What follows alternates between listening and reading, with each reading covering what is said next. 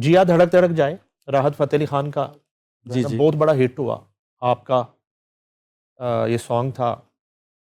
उसके बाद आपने नहीं लिखा उनके लिए, क्यों नहीं लिखा? वो बिजी हैं, और दूसरी बात ये भी है कि बहुत अरसे से उनका कोई हिट क्यों नहीं आ रहा? क्या वजह है? काम तो वो कर ही रहे हैं, यही काम करते हैं, तो हिट नहीं आ रहा उस तरह से ना, जैसे। अच्छा, मैं आपको एक एक एग्जांपल देता हूँ कि उस्ताद नुसरत फ़तेह अली ख़ान का आप रिकॉर्ड उठा के देख लें, उनके एल्बम्स उठा के देख लें, आपको एक ही एल्बम में अगर 6 गाने हैं तो उसमें ख्वाजा परवेज़ साहब का नाम भी है, उसमें रफ़ीक पाशा का नाम भी है, उसमें अंकल सादिक, एसएम सादिक जो है उनका नाम भी है, उसमें जो है वो और बड़े-बड़े शायरों का नाम भी है। तो कतील शफ़ाई साहब का नाम है, उसमें नाज़ ख़यालवी साहब, गोरख धंधा जिन्होंने लिखा हुआ, पूर्णम अलाहाबादी साहब।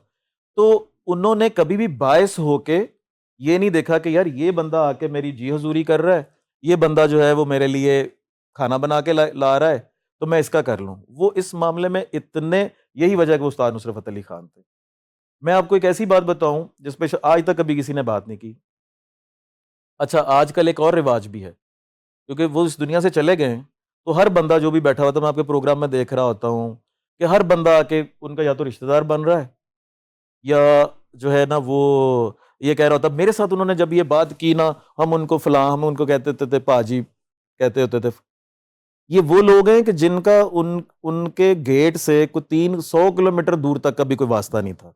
आपने देखा है अपनी आंखों से कि उनके करीब कौन लोग थे। आपको कभी ये सब लोग उनके करीब नजर आए जो आज इतने बड़े-बड़े आपके प्रोग्राम में बैठ के कर रहे होते हैं? आप सबसे ज़्यादा करीब थे। मोहसिन जाफ़िर सबसे ज़्यादा करीब थे। पिछले दिनों तो ना इसी में एक ले लें, जी, अशफाक जी। अहमद साहब की जी, जी। मिसाल ना, वो फिज़ा अली के शो में ना एक डॉक्टर बैठते थे, मैं नाम ज़हन से निकल गया।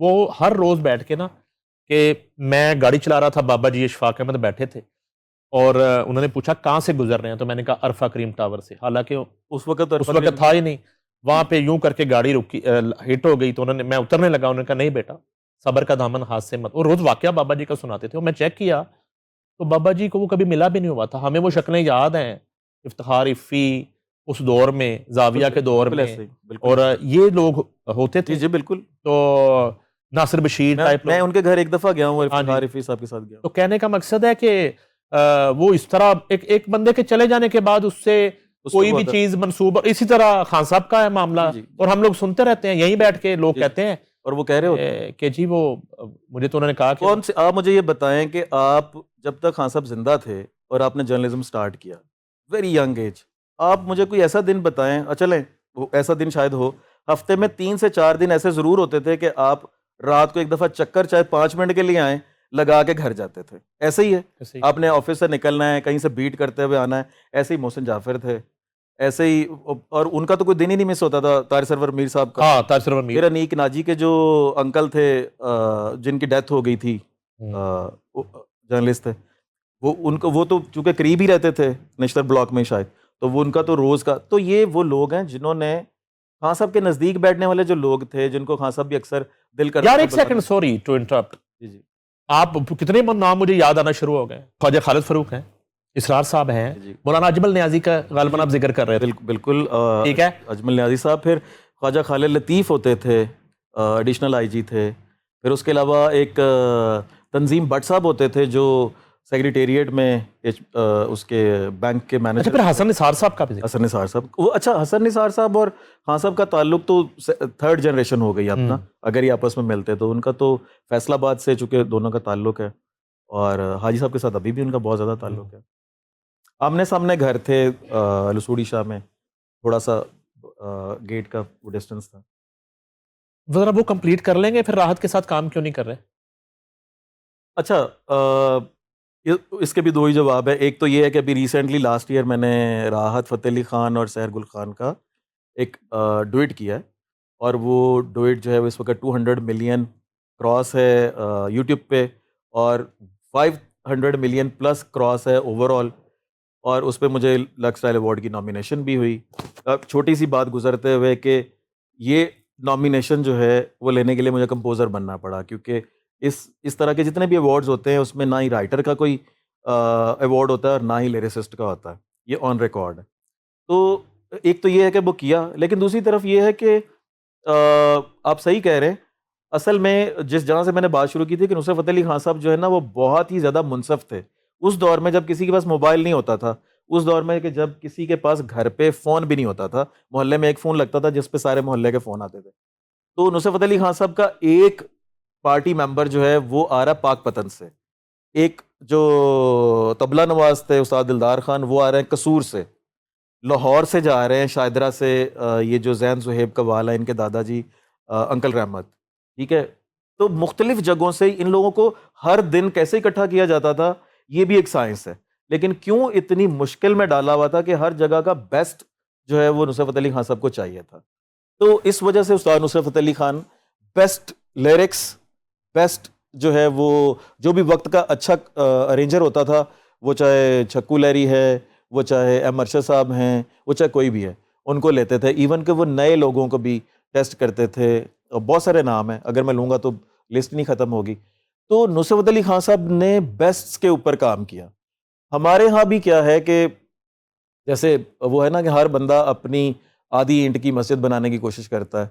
अभी और फिर ट्रेंड भी चल पड़ा है कि आपके पास हर चीज़ की जो है ना वो साइनिंग राइट होने चाहिए। आपका एक पेट सा लिखने वाला हो, पेट सा कंपोज़र हो, रोज़ आके आपके पास बैठा हुआ हो।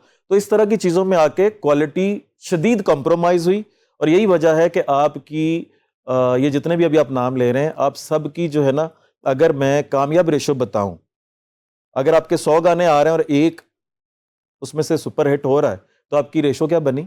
1%। तो उससे बेहतर नहीं है कि मैं अल्हम्दुलिल्लाह करता हूँ काम। मेरा नहीं ख्याल महीने में 1 या 2 गाने करता हूँ। सर मेरा सवाल जो है ना, आप घुमा रहे हैं। आप थोड़ी देर के लिए आप भूल जाएँ कि आप आसिम रज़ा हैं।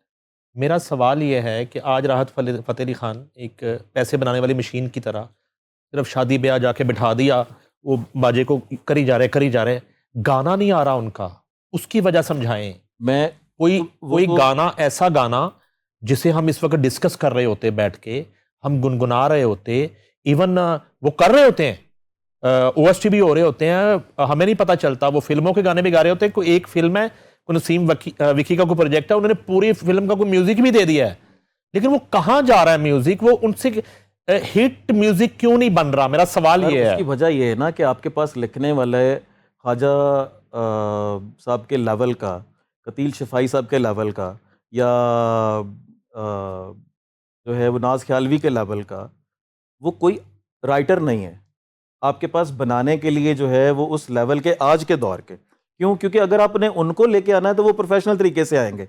आपको भी अपनी एक पेट टीम चाहिए, बेस्ट अवेलेबल, एक कॉल पे जिंदा हो जाए और जब आप चाहे वो अपने प्राण वापस कर दे।